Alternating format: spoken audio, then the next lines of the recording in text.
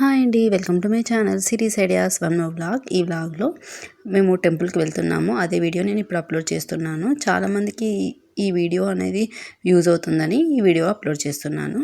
ఇక మేము హన్మకొండ నుంచి స్టార్ట్ అయిపోయాము బచ్చన్నపేట మండలంలోని సిద్దులగుట్ట దేవాలయంలోకి. చాలామందికి ఇది తెలిసే ఉంటుంది. మ్యాక్సిమం జనగాం మండలం ఉన్న వాళ్ళందరికీ ఐడియా ఉంటుంది.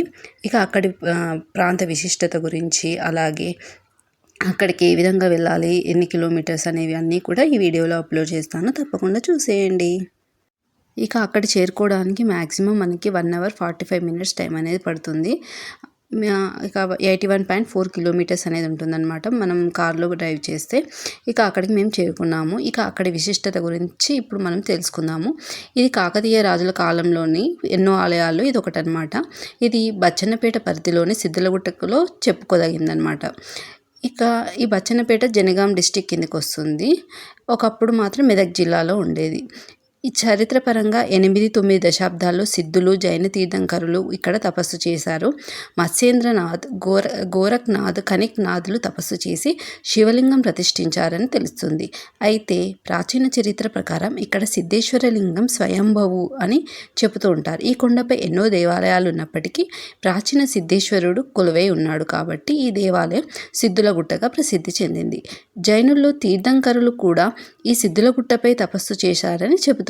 ప్రాచీన 2 శిలాశాసనాలను తరష్కులు ధ్వంసం చేసినట్టుగా చెబుతుంటారు. ఇక్కడి నంది మండప శిలాదోరణం, సొరంగ మార్గం స్పష్టంగా కనిపిస్తాయి. ఇక్కడ ఉన్న ఒక్కో శిల్పాన్ని గమనిస్తే ప్రాచీన నల్ల గ్రానైట్ శిల్పాలతో ఇక్కడి విగ్రహాలను 11వ, 13వ శతాబ్దంలోనే చెక్కించి ప్రతిష్ఠించారు. అయితే సిద్ధేశ్వరుడు స్వయంభువు అని చారిత్రక పరిశోధకులు చెప్తుంటారు. ఇక ఇది ఇక్కడి యొక్క ప్రత్యేకత. ఇక ఆ తర్వాత మేము ఇక్కడికి చేరుకున్నాము. ఇక లోపలికి వెళ్ళి స్వామివారి దర్శనం అనేది చేసేసుకున్నాము. మనం కొండపై నుంచి చూస్తే మొత్తం కూడా ఈ విధంగా ఉంటుందన్నమాట. మీరు కూడా నాతో పాటు చూసేయండి.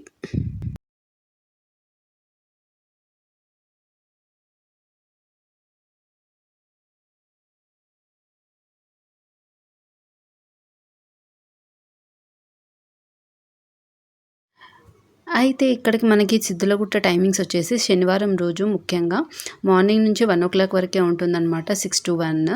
ఆ తర్వాత క్లోజ్ అనేది చేయబడుతుంది.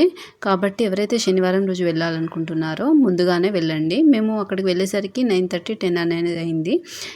ఇక దర్శనం చేసుకొని వచ్చేసరికి 11:30 ఆ టైం వరకు బయటకు వచ్చేసాము. ఇక అక్కడ నుంచి మేము కుమ్రవెల్లికి వెళ్తున్నాం అనమాట. సిద్ధులగుట్ట నుండి కుమ్రవెల్లికి 2 hours, 2.5 hours జర్నీ అనేది పడుతుంది. ఇక ఇక్కడ విశిష్టత గురించి మనం తెలుసుకుందాము. కుమరవెల్లిలో మల్లన్న స్వామిని బండసారికల వెలిసిన దేవునిగా గుర్తిస్తారు. ఈ దేవునికి పక్కనే రేణుక ఎల్లమ్మ దేవాలయం అనేది కూడా ఉంటుందన్నమాట. గుడికి ఎదురుగా గంగిరేణి వృక్షం అనేది ఉంది. ఈ ఆలయానికి 15 కిలోమీటర్ల దూరంలో పోచమ్మదేవి ఆలయం అనేది ఉంటుందన్నమాట. ఖచ్చితంగా ఇక్కడికి వచ్చిన వాళ్ళు ఆ అమ్మవారిని కూడా దర్శనం అనేది చేసుకుంటారు. ఇక్కడ జాతర జనవరి నెలలో మకర సంక్రాంతి రోజున ప్రారంభమై ఉగాది వరకు ప్రతి ఆది బుధవారాల్లో జరుగుతుంది. సంక్రాంతి పండుగకు ముందు కళ్యాణోత్సవం జరుగుతుంది. పండుగ తర్వాత వచ్చే మొదటి ఆదివారం రోజున జంట నగరాల నుండి లక్షల మంది యాత్రికులు వచ్చి మొక్కుబడులు అనేది సమర్పించుకుంటారు. ఈ జాతరలో బోనం, పట్నం అనే విశేషమైన మొక్కుబడులు ఉంటాయి.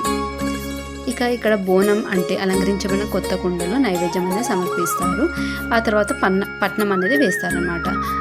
ఇక కొమరవెల్లి టైమింగ్స్ వచ్చేసి మార్నింగ్ నుంచి 1 o'clock వరకు ఉంటుంది. ఆ తర్వాత క్లోజ్ చేసేసి 3 o'clock అనేది ఓపెన్ చేస్తారు. ఇదండి ఈ వీడియో కనుక మీకు నచ్చినట్లయితే లైక్ చేయండి, షేర్ చేయండి, కామెంట్ చేయండి. Thank you.